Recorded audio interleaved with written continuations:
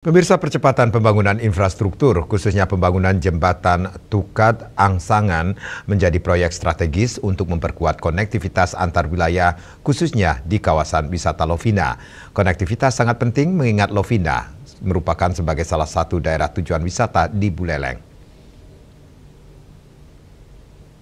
Perbaikan jembatan ini dilakukan karena sering terjadi banjir saat musim hujan yang mengganggu akses masyarakat menuju pantai. Bupati Buleleng Nyoman Sucidra menyebut jembatan tersebut akan menjadi akses utama menuju Pantai Binaria Lovina yang tengah disiapkan menjadi kawasan wisata terintegrasi dengan fasilitas pendukung seperti area parkir dan toilet umum.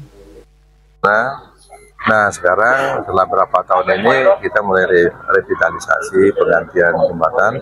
Kita tinggikan sehingga nanti aksesnya lebih bagus lagi. Akses lebih bagus, kemudian itu juga menuju ke pantai arah Binaria, Pantai Binaria di Lovina, sehingga nanti rencananya kalau misalkan akses ini bagus, jadi salah satu akses yang resmi dari pengunjung-pengunjung yang akan ke Pantai Binaria.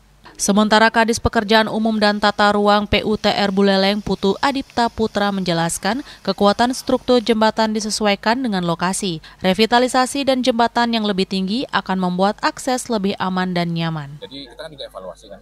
Kalau bikin jembatan itu harus dievaluasi pel banjir sampai di mana.